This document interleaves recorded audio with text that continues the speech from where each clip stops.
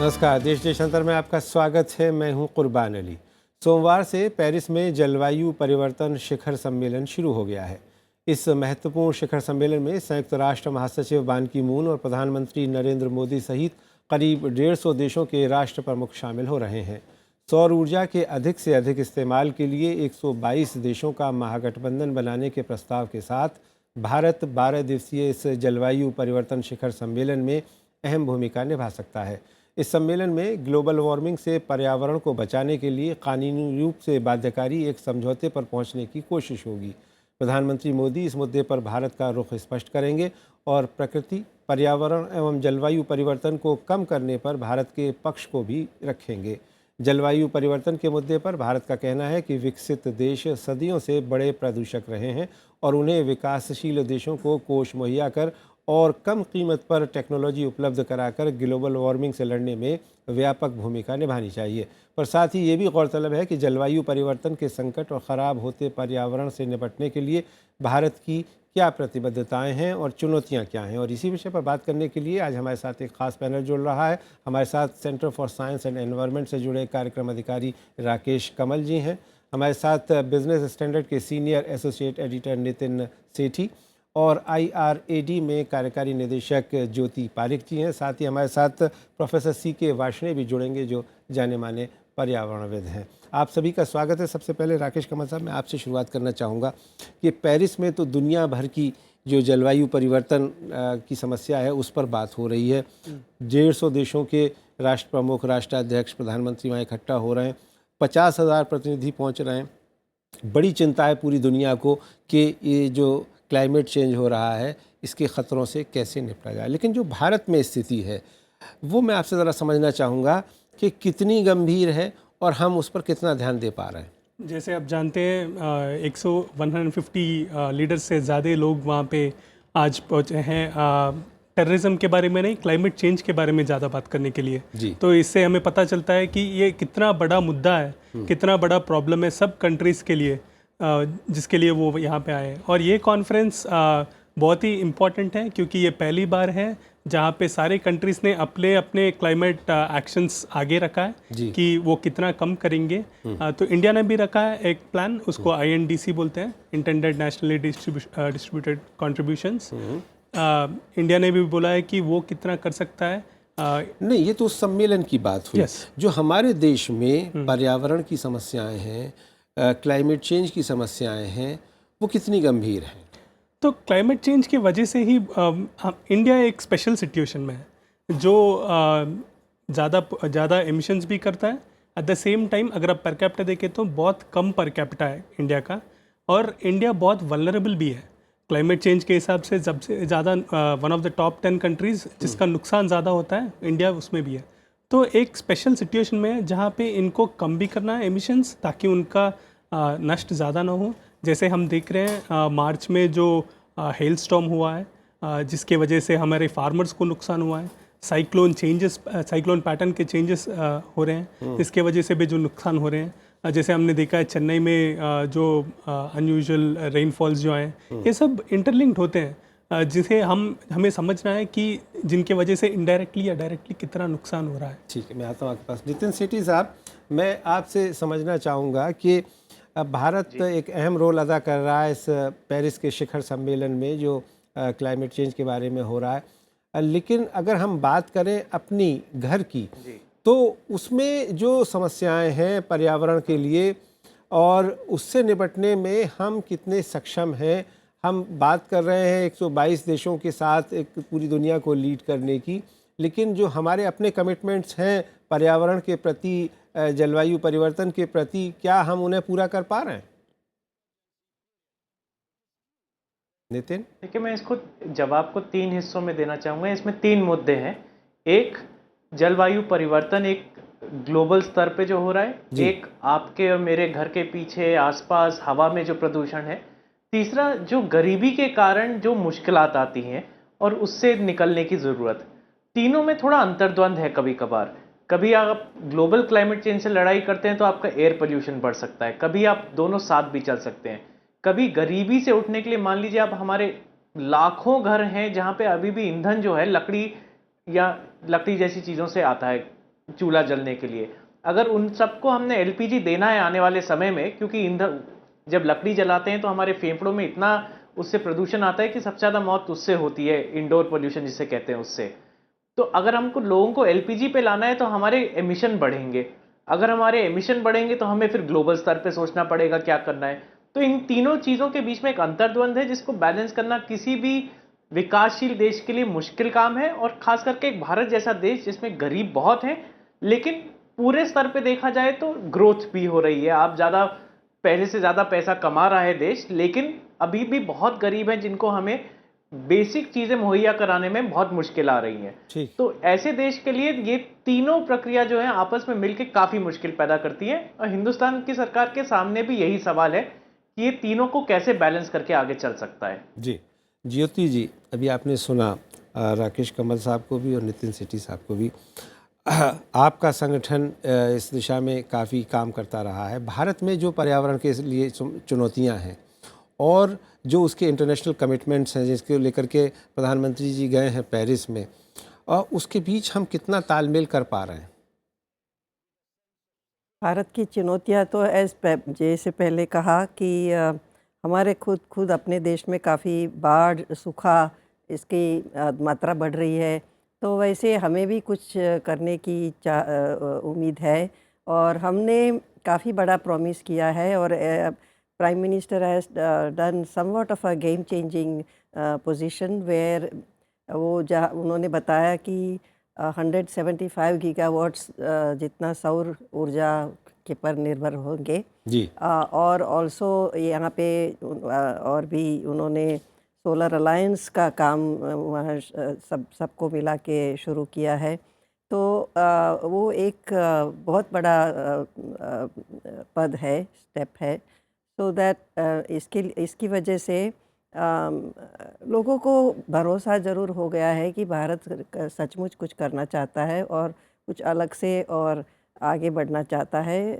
हमेशा फरियाद करने की बात नहीं है, इधर आगे बढ़ने की भी बात है।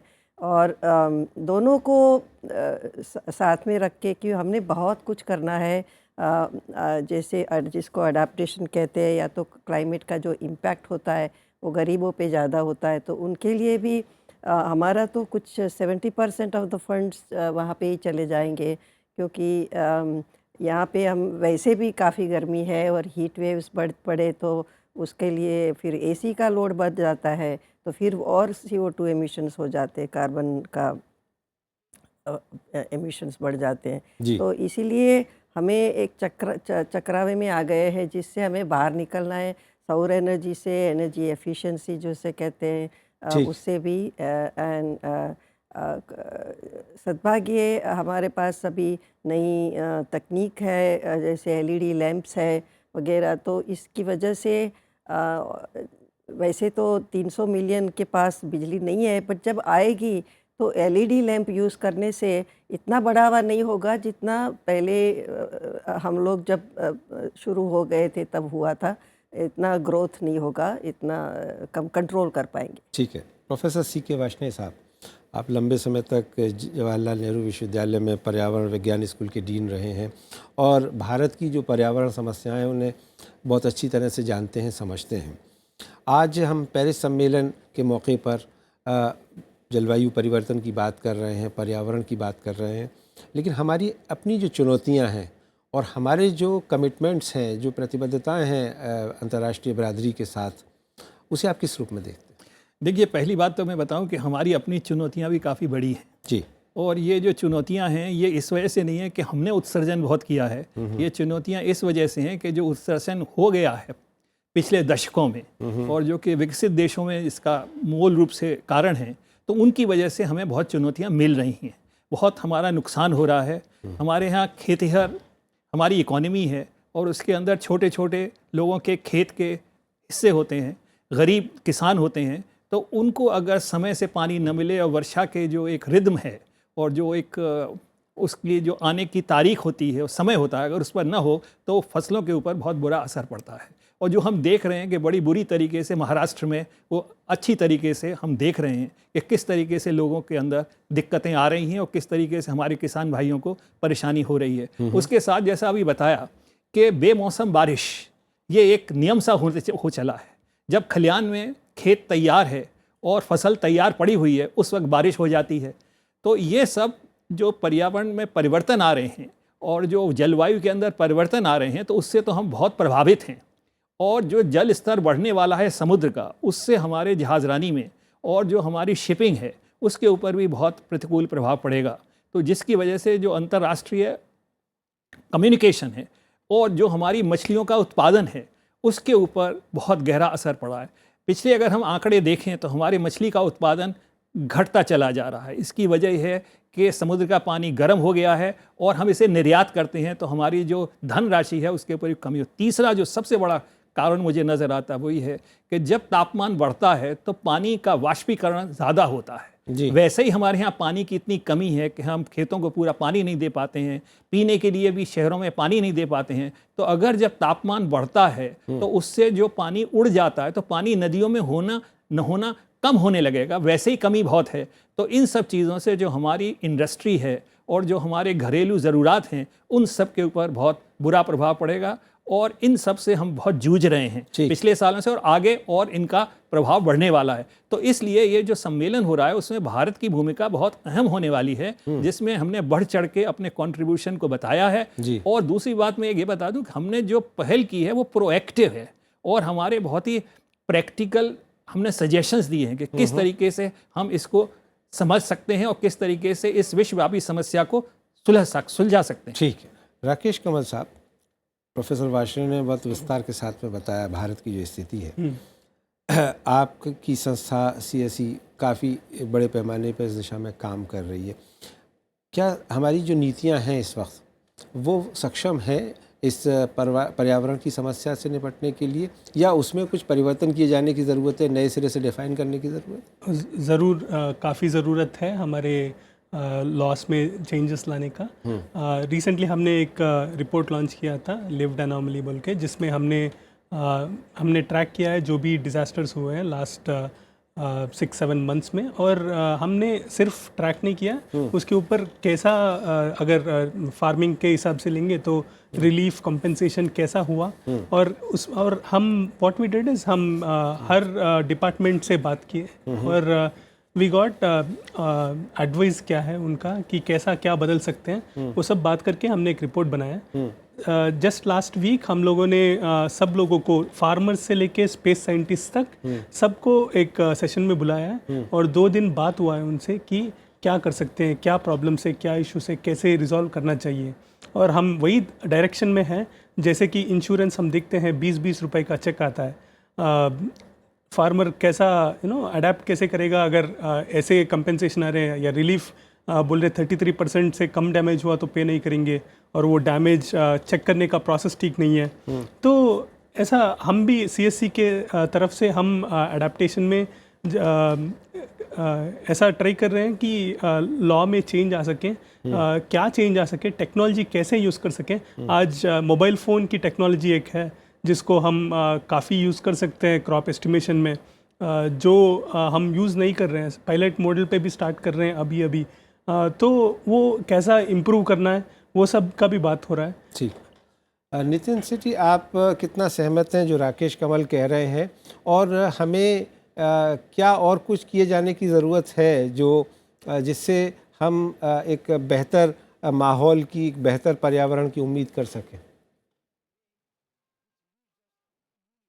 देखिए, इसमें फिर से मैं कहूँगा 2 चीज़ें हैं। एक, बहुत गुंजाइश है बहुत और काम करने की, क्योंकि गरीब के पास वैसे ही अगर कल के लिए कपड़ा नहीं है, कल के लिए पैसा नहीं है, और हम बोलें कि 50 साल बाद प्रलय आएगी, उससे बचने के लिए आप अभी से तैयारी करें, तो कोई नहीं करेगा, हम भी नहीं करेंगे, आप भी नहीं करेंगे।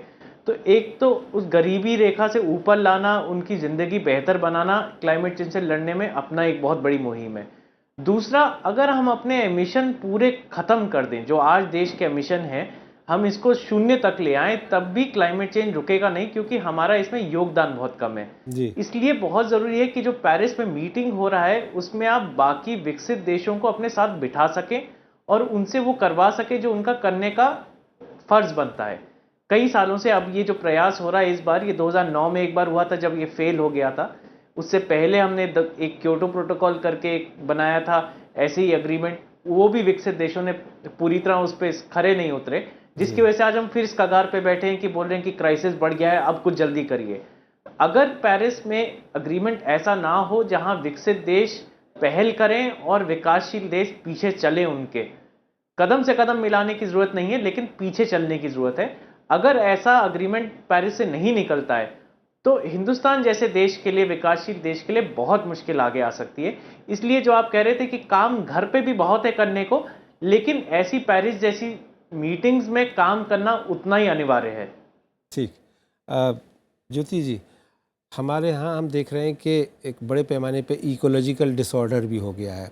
पेड़ काटे जा रहे हैं, प्रकृति का विनाश करने में हम लगे हुए हैं, कंक्रीट के जंगल बनाए जा रहे हैं, लेकिन पर्यावरण का ख्याल हम नहीं रख पा रहे हैं। इसकी क्या वजह है और इसके लिए कौन जिम्मेदार?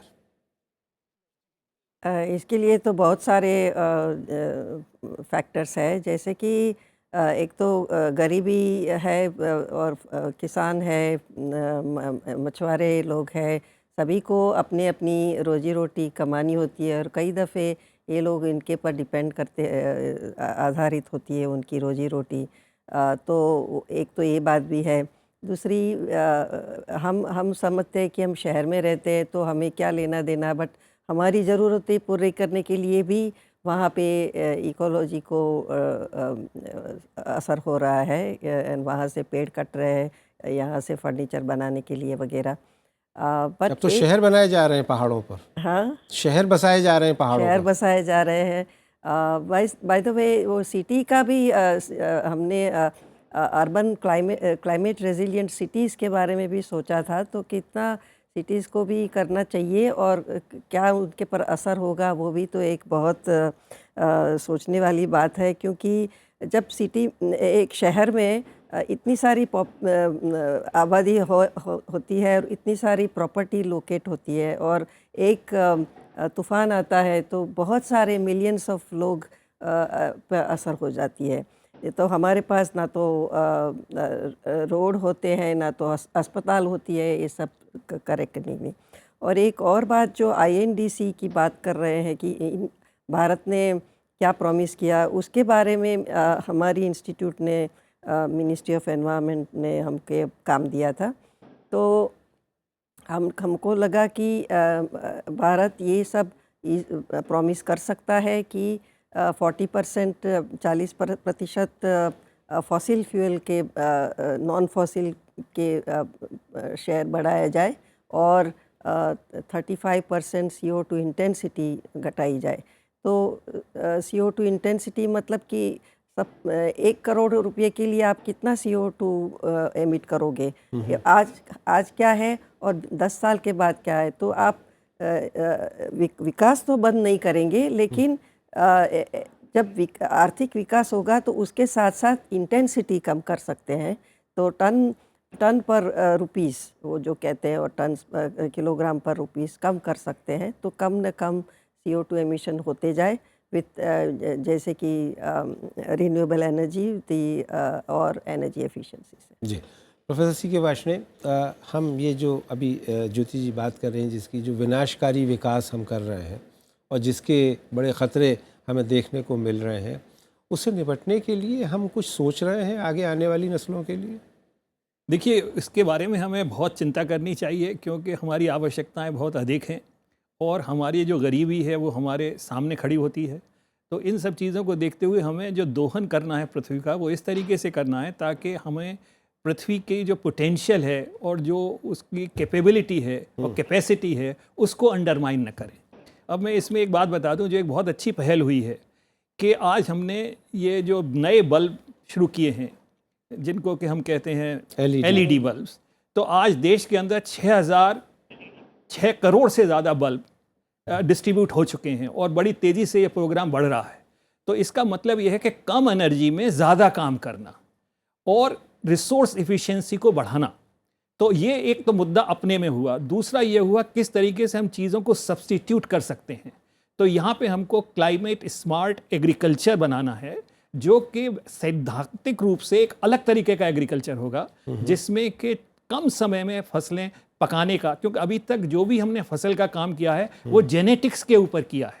Genetics has been the pivotal force which we have exploited. लेकिन अब समय आ गया है कि हमको क्लाइमेट को देखते हुए अपनी फसलों को डिज़ाइन करना है और आगे बढ़ाना है, ताकि कम समय में फसल पक जाए और जब तक कि वो वर्षा हो या वृष्टि हो उससे पहले ही उसको घर लाया जा सके या मार्केट में ले जा सके। दूसरी एक बात मैं और बताना चाहता हूँ, जहाँ तक एडेप्टेशन का सवाल है, ये जो मॉनेटरी बेनिफिट हम देना चाहते हैं और कंपेंसेशन देना चाहते हैं, हम समझते हैं हम अपने आप को कभी कभी भुलावे में डालना चाहते हैं, क्योंकि अन्न का सब्स्टिट्यूट मनी नहीं होता है जी। तो अगर आप देंगे भी 20 की जगह आप 2000 भी देंगे तो मैं समझता हूं कि भारत जैसे देश के लिए ये बहुत चिंता का विषय है। पहली बात तो इतने रिसोर्सेज नहीं है, दूसरी बात है हमको अन्न चाहिए, हमको फूड चाहिए। तो इन सब चीज़ों को देखते हुए हमें तो अपने एग्रीकल्चर को ऐसा संभाल के रखना है कि क्लाइमेट से जो छलावा हो रहा है उससे हम उसे बचा सकें और लोगों की रोज़ी रोटी को हम बचा के रख सकें और भूमि की जो उर्वरकता है उसको भी हम संभाल के रख सकें।